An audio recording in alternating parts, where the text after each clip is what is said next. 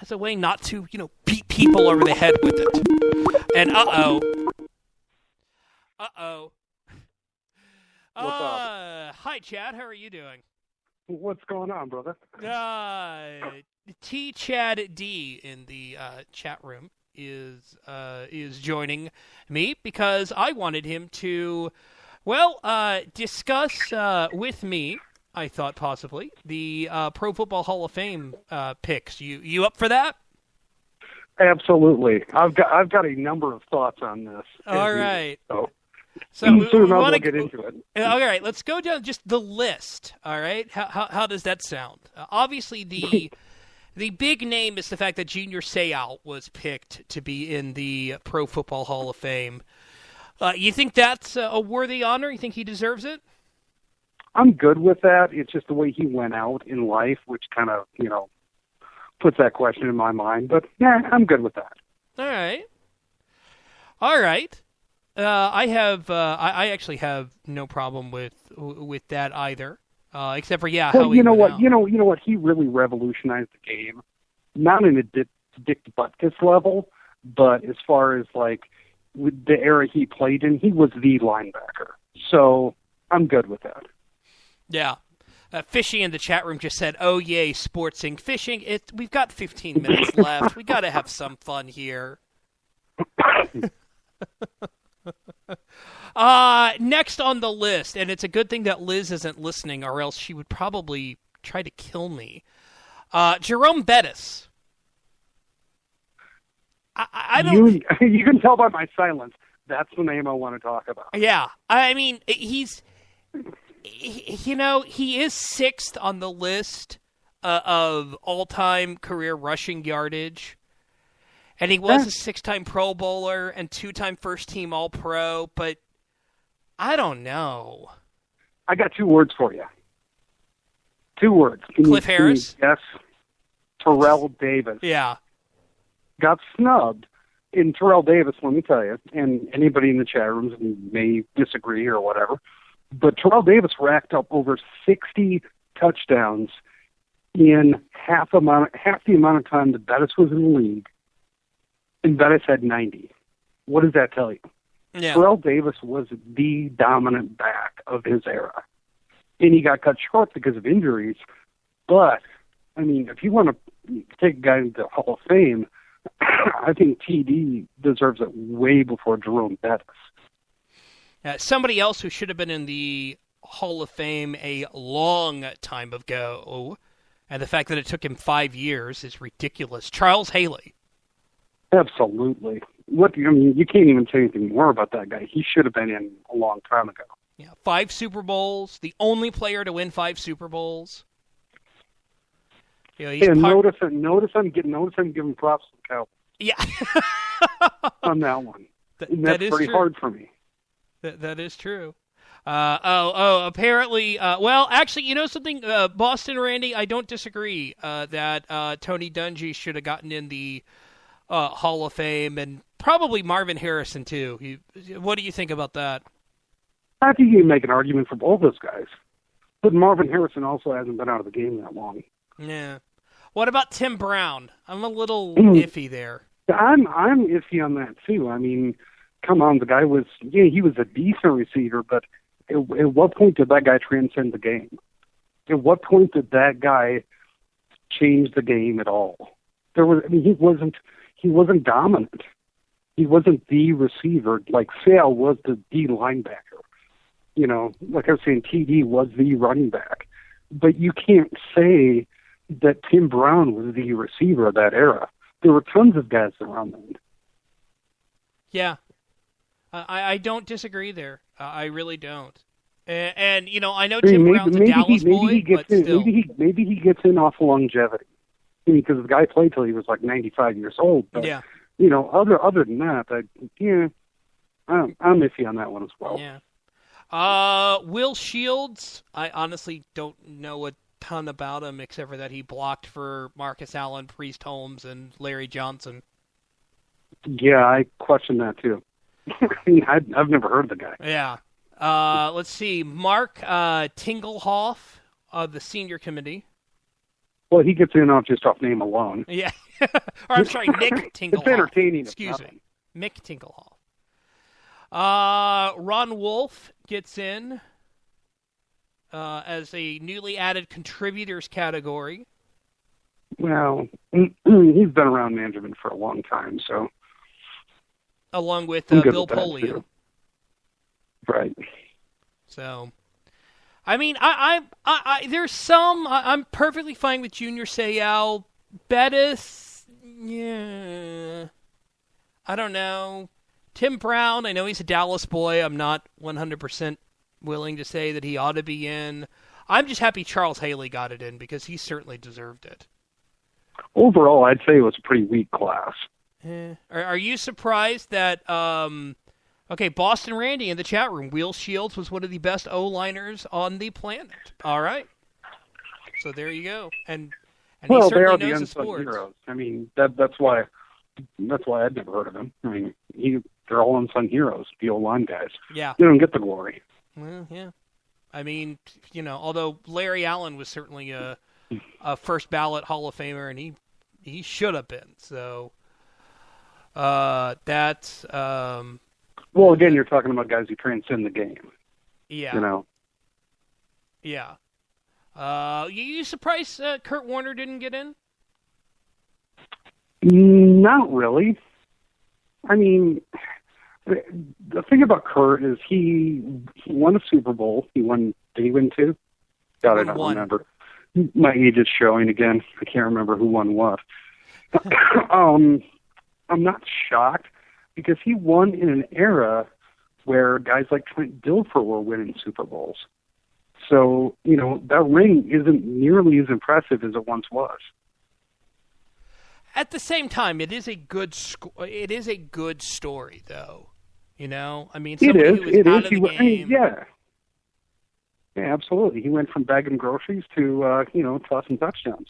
Yeah. And there is no better story in the NFL other than that's Owen. But there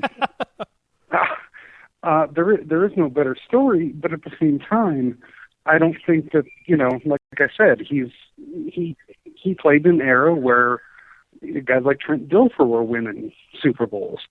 And need I say, Eli Manning was winning. I was about to make the same comment. So, there's a certain amount of aspect to that where you look at it and go, God, these guys just got lucky. Now, Warner was a different breed. I mean, Warner did absolutely lead one of the most prolific offenses in the NFL. There's no doubt. I mean, he was just on point. But at the same time, he also didn't last very long in the league. Yeah. It is. I mean, and by the way, you may have caught this before I did.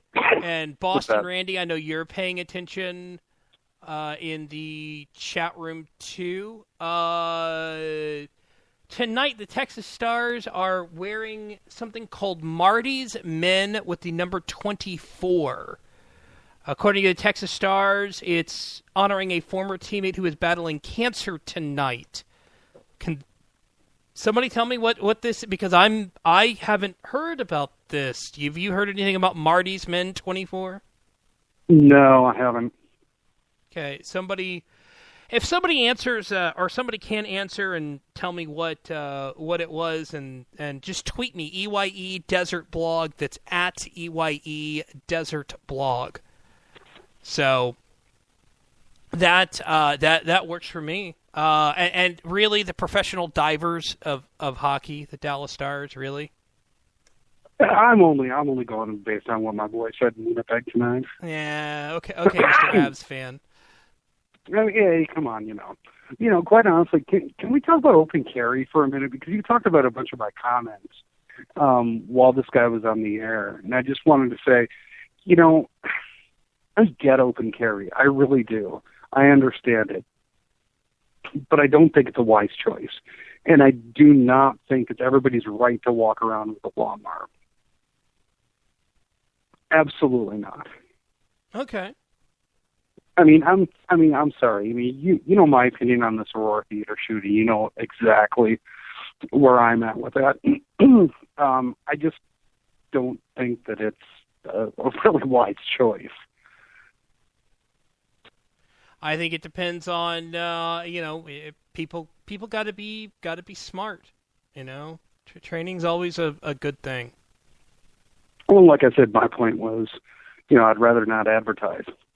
Yeah. Because that way you've already played your hand at that point. So, whatever. It is what it is. People got different opinions, and I respect all of them to a certain point. I think that that is something that, it's funny, that kind of ties into the beginning of the show where we discussed the disrespect that was shown to the Muslims at the state capital of Texas this week, and the disrespect that was shown, not only by State Representative Molly White, but also by the quote-unquote Christian activists that grabbed the microphone out of the Cigar spokesperson's hand. Complete disrespect. And I think you do need to be respectful of people. There's nothing wrong in going back and forth with No, absolutely people. not. There's something called debate, and then there's something called idiocy. There's a fine line there. Yeah. Yeah. All right. So who are you rooting for in the Super Bowl? Oh, Jesus. Actually, what? No blasphemy here. Just kidding. I've got two thoughts on that. Number one, I hope for a vicious wardrobe malfunction during the halftime show. Number two, I hope for a complete power outage during the halftime show, which renders the game unable to be played. Because honestly, I can't stand either of these teams. I mean, you've got, on one hand, you've got a bunch of cheaters, and then you've got the loudmouths. I mean, I don't know what the hell I'm going to do tomorrow. Well, to be fair, how many times have the Seahawks been suspended for using performance-enhancing drugs? Nah, Jesus, I don't even know. Yeah. So it's kind of both of them. Boston Ernie in the chat room. Nobody in all caps. Well, at the same time, you got to look at, Belichick. At what point does this guy get suspended?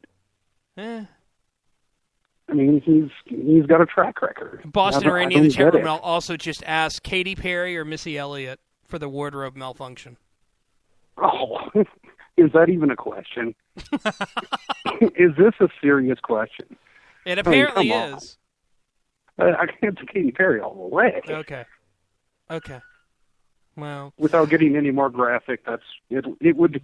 Without getting any more graphic, it will be the biggest. We try to be a family show here. So.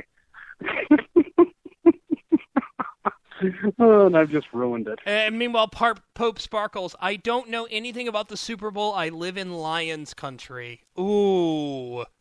Well, you'll never know any... Don't tell Duke and Fingers you said that. They held a Super Bowl in Detroit a few years ago. That's true. One of my friends covered it. One of our friends covered it. He was wandering around in the butt-ass cold, filing stuff.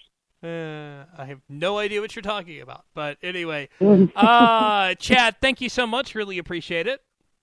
You got it, brother. I'll talk to you soon, man. All right. And we will catch you guys next week. You can, again, follow me at EYE Desert Blog. It's at EYE Desert Blog. Thanks to CJ Grisham and Fred Van Linty for being on.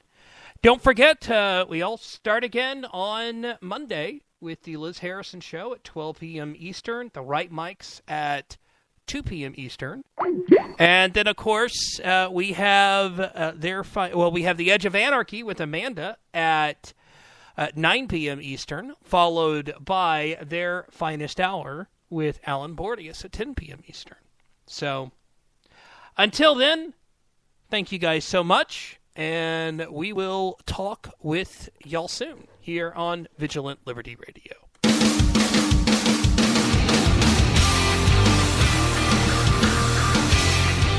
This show is copyright by VLR Media. All opinions of hosts, panelists, and guests are their own and may not reflect the opinion of VLR